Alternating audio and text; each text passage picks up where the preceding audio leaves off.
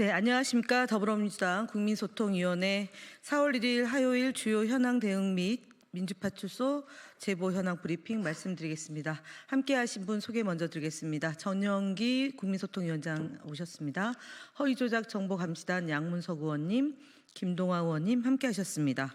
먼저 민주파출소 제보 현황 보고 드리겠습니다. 4월 1일 9시 기준 전일 585명이 방문해왔고 268건의 제보가 접수되었습니다. 매체별로는 네이버가 47.39%로 가장 높은 수치를 기록했고 그 뒤로 유튜브 17.91%, 현수막 7.46%, 커뮤니티에서 2.99% 순으로 제보되었습니다. 오늘은 네이버 매체, 댓글, 카페, 블로그 등을 통한 허위사실 유포 정황 집중 모니터링 진행 상황에 대한 중간 보고 드리겠습니다. 민주파출소 출범 이래 현재까지 네이버 댓글 11,519건, 네이버 카페 4,828건, 네이버 블로그 1,479건이 접수됐습니다. 이 중 악의적인 허위사실 유포에 대해 중점적으로 검토하고 있습니다.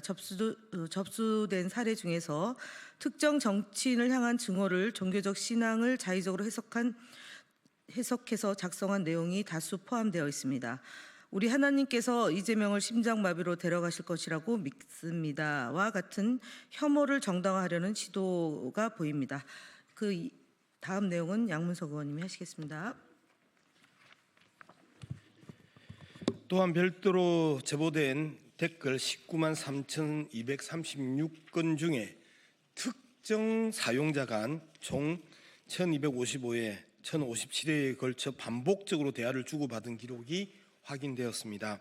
서로 작성한 댓글을 집중적으로 추천해 확산시키는 허위사실 유포가 조직적으로 진행되고 있음을 확인하는 증거입니다. 이들은 민주파리 폭도들은 박멸이 답이에요. XX님 즐거운 주말 되세요.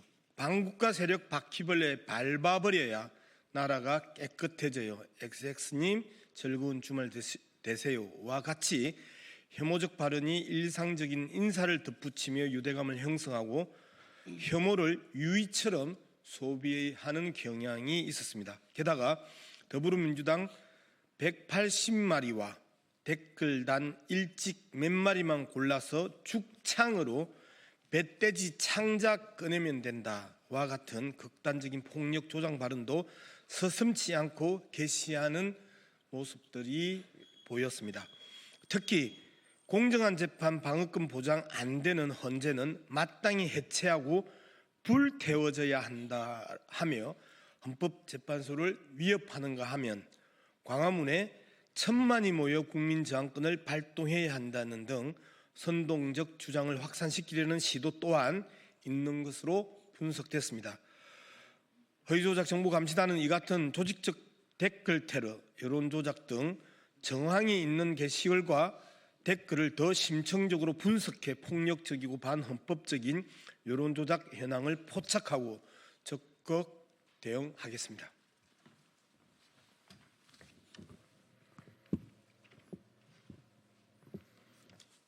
네, 다음으로 주요 대응 현황 보고 드리겠습니다.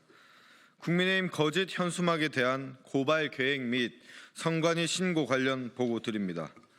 국민의힘은 최근 산림 헬기 예산 172억, 민주당 전액 삭감이라는 문구가 담긴 현수막을 게시하고 있습니다.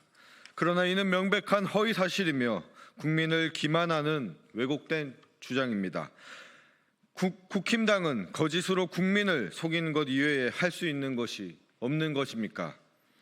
해당 예산은 정부와 국회 간 증액 논의가 이루어지고 있던 사안이었으나 123 비상계엄으로 인해 증액 논의를 할 수 없었습니다.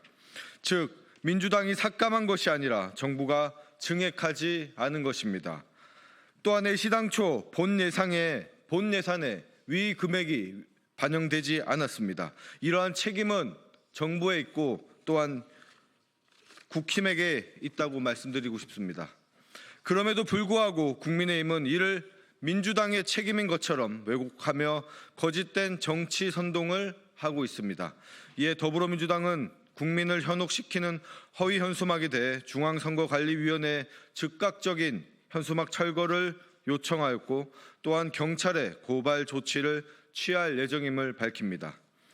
다음 유튜브 채널 멸공연대에 대한 신고 조치 등 유튜브 대응 현황 공유드립니다.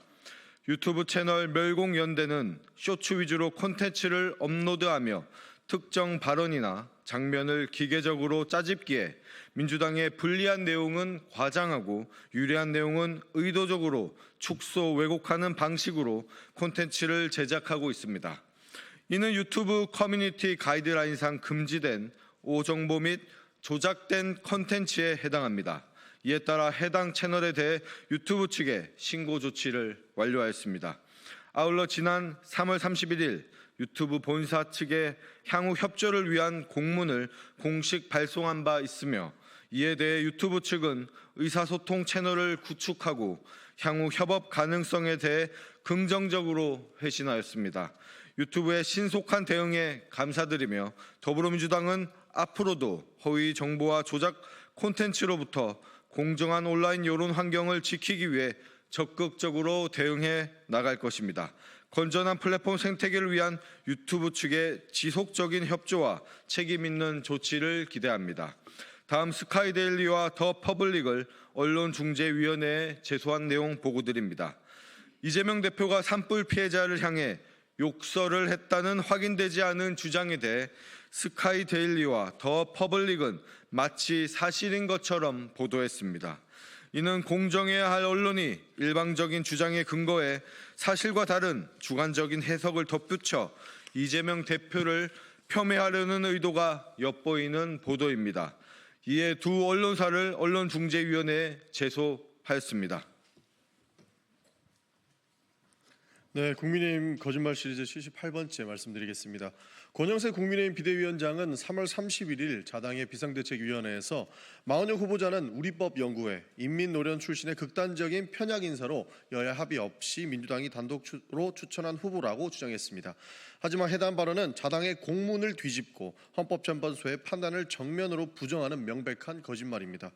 국민의힘은 지난해 12월 11일 헌법재판소 재판관 마은혁, 정계선, 조한창 선출에 관한 인사청문 특별위원회 위원 선임 통보라는 제목의 공문을 국회의장을 수신자로 하여 국회 사무처에 제출한 바 있습니다.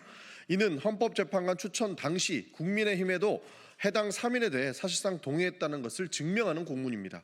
헌법재판소 역시 공문의 내용대로 양당이 인사청문위원을 추천해 청문위원회를 구성한 사실을 여야 합의를 근거로 들며 마은혁 후보자 임명이 대통령이 이행해야 할 마땅한 의무라고 판단했습니다. 국민의힘은 마은혁 후보자 임명과 관련하여 철진한 색깔론을 들먹이며 합의에 대한 거짓말을 지속하고 있는 것을 멈추기를 바랍니다. 국민의힘은 법을 좀 지키시길 바랍니다. 이상입니다.